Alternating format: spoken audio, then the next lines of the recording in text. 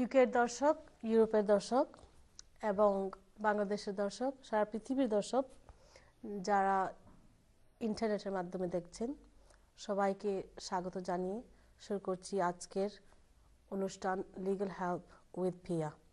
প্রিয় দর্শক, very warm welcome to all viewers. This program is in Bangla and English, so you are more than welcome to ring in if you are spoken in English or Bengali. It is broadcasted in the UK and Europe, where we are not just Bengali speakers. We do speak other languages, and we may communicate in English. Reminder that all the advice on this program is general advice. Everything discussed on this program are purely opinions of individuals, not necessarily of Legal Help with Pia.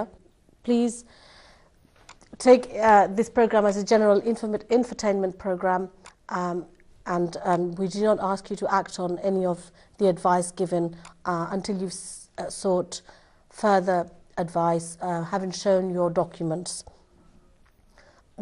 I will now introduce my guest. Amar hater Daniel Roichen, a very favourite person of mine, Mr. Shafiqur Rahman, who is the principal of Syndicate Solicitors, and you've seen him a number of times on this show and elsewhere, and he's a practicing solicitor for many years. He's also a barrister, but he practices as a solicitor. Mr. Rahman, thank you very much for coming into the show. And to the left of me, I have Mr. Masood Chaudhry, who is also a solicitor, but he doesn't practice as a solicitor. He's practices through the OISC as an immigration advisor. Thank you, Masood, for coming into this program. We will go into updates a bit later on in the second part of the program. So straight away, we can go on to emails. The first email I'd like to cover is a very general one. It's Masood Bhai, perhaps you can cover this one. Dear Pia, I have applied 2 times for my brother-in-law for a visit visa. Both times they refused because of his financial status. Now after 4 years I want to apply, saying that I will pay the expenses. And then it doesn't say anything else really, but I think he wants to know, how you could make a successful visitor's visa. তো এটা ওনার brother in লর এর জন্য করেছিলেন, 2 বার উনি refuse হয়েছেন, আজকে 4 বছর পরে আবার অ্যাপ্লাই করবেন ফর ভিজিট ভিসা। কিভাবে কি করবেন একটু বলেন। আমার মনে হয় উনি যদি দর্শক যদি এই মুহূর্তে যদি এই মেসেজটা শুনেন আর কি, তাহলে আমার একটা রিকোয়েস্ট থাকবো, তাহলে আমরা তো অবশ্য পেপার দেখলাম না লাস্ট 2 টাইমস কি কারণে এটা রিফিউজ হয়েছে। হাওয়েভার আমরা ধরিয়া নিলাম আইদার অ্যাপ্লিকেন্টর যে ফাইন্যান্সিয়াল রিকোয়ারমেন্ট আছে অথবা স্পন্সরশিপ ফাইন্যান্সিয়াল রিকোয়ারমেন্ট আছে, হয়তো এটা ফুলফিল হয়েছে না, অথবা ধরিয়া নিলাম যে অ্যাকোমোডেশনের হয়তো ম্যাটার আছে, যে তার অ্যাকোমোডেশন এখানে থাকতে পারবা কি না আইলে এই ধরনের কোনো সিচুয়েশন হইতে পারে, আমরা ধরিয়া নিলাম। হাওয়েভার আরেকটা জিনিস আছে, মেইনলি হয়তো বা রিফিউজও থাকে যে intention to return back Bangladesh. Most of the case in visit visa এই ধরনের হয়, ওয়েদার দ্য অ্যাপ্লিকেন্টের ইন্টেনশন আসেনি তাই ব্যাক করিয়া বাংলাদেশও যাইবা কি না।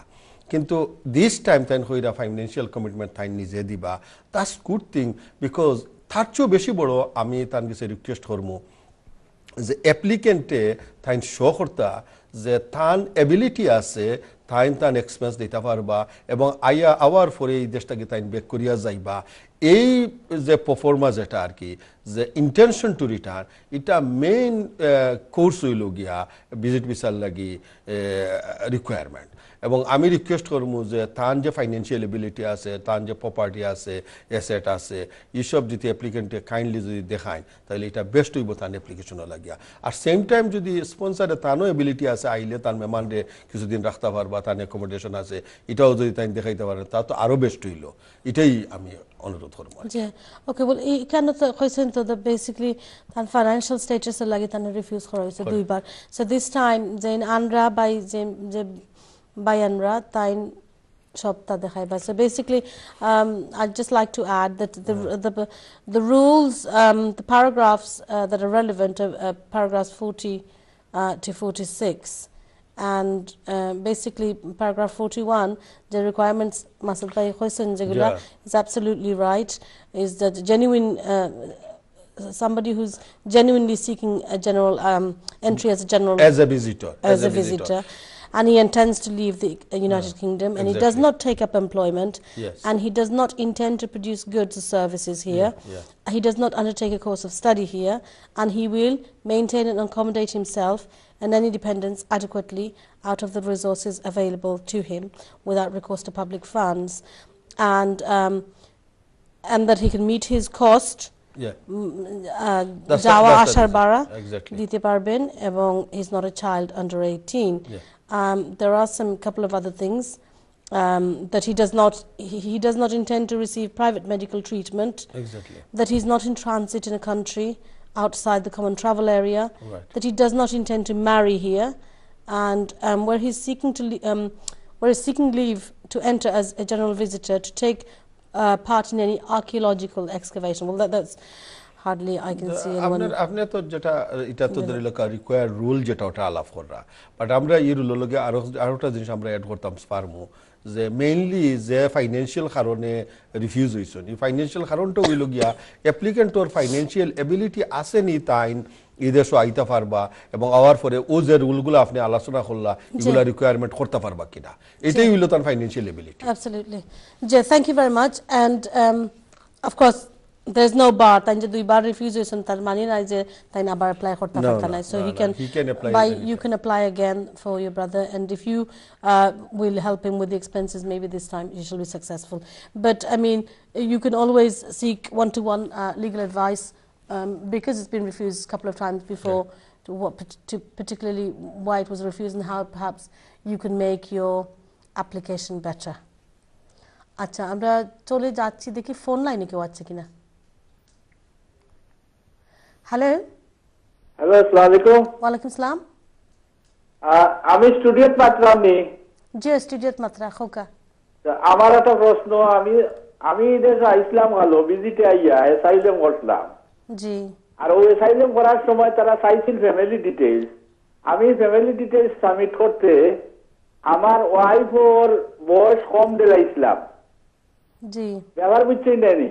জি আমি বলে আমার ওয়াইফের বয়স 10 বছর কম দিলাইছিলাম। আচ্ছা, এখন আমার স্টে হইছে এই দেশে, ইন্ডিপেন্ডেন্ট ট্রিপ টু আইএলআর হইছে। এখন তার কারেক্ট বয়স দিতাম পারবো নি? তার দেশে মেট্রিক পাস সার্টিফিকেট আছে, ডেট অফ বার্থ আছে, কিটা ওই কিটা যে এটা যে বার্থ সার্টিফিকেট আছে। ঠিক আছে, আপনি তো রাখুক, আমি দেখি আপনারে আর কিছু জিজ্ঞাসা। আচ্ছা, আমি কেন 10 বছর বেশ সময় গেছে। জি 10 বছর বেশ সময় গেছে। এখন কিটা এখন ইনডেফিনিটলি। হ্যালো, ওকে, আপনি শুনছেন মিস্টার রহমান? প্রশ্ন হচ্ছে অ্যাসাইলাম ভিজিট আইসলা অ্যাসাইলাম করছইন, তার মনে পারমিশন ফাইল দিছেন কইরা, বয়স 10 বছর কম দিয়েছেন ওয়াইফর, এখন রাইট বয়স দিতা তাম নেমইল তাইন ফলে এক্সপ্লেইন করতা কেন কম দিছইন, মিস্টেক হইছে কিতার লাগি, এটা এক্সপ্লেইন করিয়া কারেক্ট ডেট অফ বার্থ দিতা, কারেক্ট বয়স দিতা, বাট এক্সপ্লেইন করতে বা কেন তাই আগে ভুল হইছে ভুলি গেছে না, বা রিজন কিতা, রিজন দিয়া তাই অবশ্যই কারেক্ট ডেট অফ বার্থ দেওয়া উচিত ওয়াইফর, এটাই মনে হয়। ওকে, ঠিক আছে, আমরা মনে করলাম আসলে এটা কারেক্ট করা বালা রাইনি, আর যত আর্লি পারবা এটা কারেক্ট করে লাইতা, বাট মিস্টার রহমান কইছেন যে তাই রিজন দিতা অবশ্যই। থ্যাংক ইউ ভেরি মাচ, আশা করি আপনার উত্তর পাইছেন। আমরা চলে যাচ্ছি পরবর্তী কলের কাছে। হ্যালো, আসসালামু আলাইকুম। ওয়ালাইকুম আসসালাম। জি, আমার একটা প্রশ্ন করতে পারতাম? জি খরকা। হ্যালো, জি আমি শুনতাম পারাম, খোকা প্রশ্ন খরকা। জি, আমরা তো আসলে তো আর কি ফোনটা খাওয়াতে হই যেন। আচ্ছা, আমার রিলেটিভ আর কি বিয়া করে আইসলা আর কি ওদের সব 20 বছরের ভিতর ছিল দান্ডে, মাঝে তার হাজবেন্ডের ওয়াইফের মাঝে প্রবলেম আছে, তারা কি অনেক ডিভোর্স হয়েছে না, মাঝে তাই ওয়াইফে সারা কি তাই নেপা করিয়া 1 বছর পিতা পাইছেন তাই, তো ওখানে তারা 1 বছর রাজি হয়েছে না, হাজবেন্ডের লগে যোগাযোগ না, এখন তাই না আবার অ্যাপ্লাই করছে, ওনার কি আবার ফাইবারে দিছা। আচ্ছা রাখোকা, আপনি ও ফর্ম দেওয়া ফিরা করতে হয় না, কেউ কই যে আমরা এফআইআর ও ফর্ম ফিরা করতে হয় হাজবেন্ডে। আপনি রাখবার আগে জাস্ট দুই একটা প্রশ্ন আপনারে, তাই 1 বছর পাইছেন, তার বাচ্চা আছে নাইনি? বাচ্চা আছে নি? জি না, বাচ্চা নাই। ও আচ্ছা, তো 1 বছর তার হ্যাঁ 2007 বিয়া হয়েছিল তার, বাদে 2 বছরের ভিতরে আমাদের আইসলা, বাদে তার প্রবলেম লাগি গেছিল, বাদে ওয়াইফে সারা অ্যাপ্লাই করিয়া 1 বছরের ভিতরে পাইছে।